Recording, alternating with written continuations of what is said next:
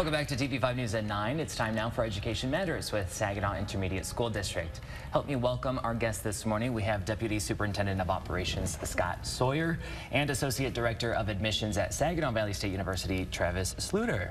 So we appreciate you both being here this morning. Thanks for having us. Yes, this is great because we're talking about FAFSA, free application for federal student aid. It's so important. Travis, let's start with you. What is FAFSA and why is it important for college-going students? Great question. So the FAFSA stands for the Free Application for Federal Student Aid. And I think simply put, the best way to describe it is it's just a form that students do online each year with their families to be able to maximize the amount of financial aid they can receive to be able to go to college. And they typically do that at the website studentaid.gov. And once again, this is how they can receive financial aid to be able to go to college, whether that be a 2-year community college, a 4-year university, or even grad school. Graduate students can apply to and utilize the results of that. And I think a great thing to be able to mention regarding the FAFSA is that over the past couple of years, there's been a lot of great streamlining it, making it easier for families to be able to complete. And so with that being said, we're seeing a lot more families completing the FAFSA in a lot less time than we ever have before.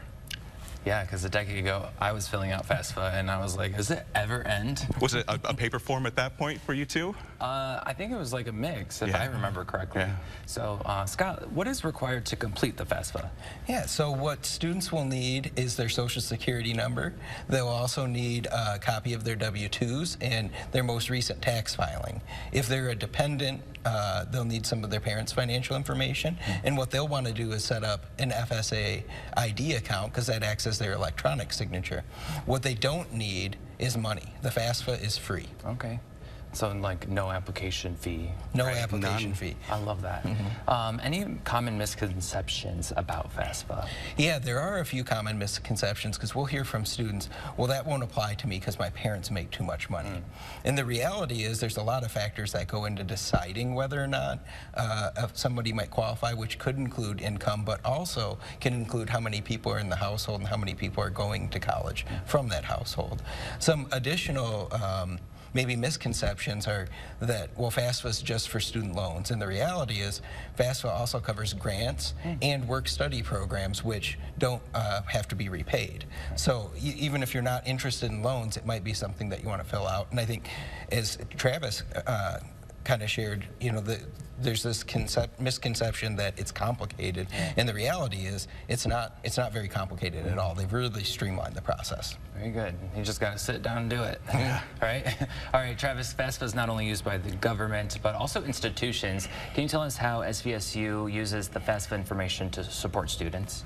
Yeah, so students are completing the FAFSA each year for SVSU to be able to help either reduce the costs that they have here at the institution or completely cover their costs as well. I think it's important to mention that most of the students that reside within the TV5 viewing area that wish to live at home and then commute to and from school to home to be able to attend college can most likely have their complete costs covered between grants and scholarships at SVSU, not making them dip into loans, which is great.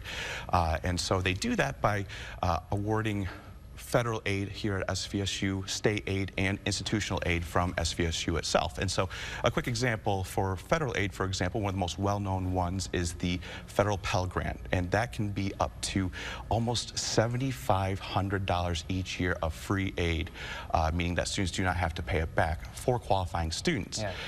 Likewise, we have one that's very similar called the Michigan Achievement Scholarship here at the state level, which is up to $5,500 each year for qualifying students. And then all the way down at the institutional level as well, we use the FAFSA here at SVSU to be able to provide free money for grants and for our donor-funded scholarships, which many do require students to do the FAFSA, simply due to the fact that our donors want to make sure that our students are seeking all forms of free aid. And once again, I've mentioned just a few, but there's a lot more opportunities out there than just those I've listed. That's good to know.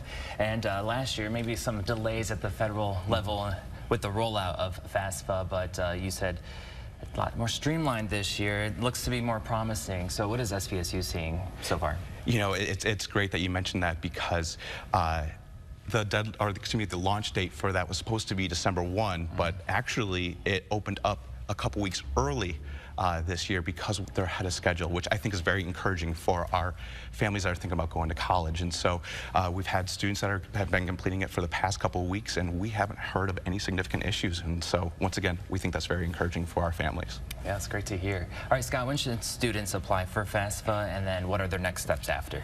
Oh, that's a great question. Students should be applying right away. So as Travis said, the app's open now. A lot of the grants and opportunities are first come, first served basis. So you don't want to waste any time getting your application in.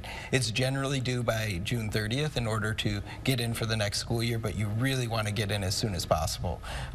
Once you've got your app in, you really want to check your email to make sure that you're receiving your offers and you're accepting your offers, or if maybe the federal government needs some more information, that you can do that timely. Yeah. And also, just from personal experience, organize your stuff. Like, it will help. So you're not like, what, did I do this? Did I do that? Is there anything else that you guys want to offer? No, just I think that this is a great opportunity for students, whether they're local, to find a college and help support that college and support their own education through need-based grants, through other grants, and through loan opportunities.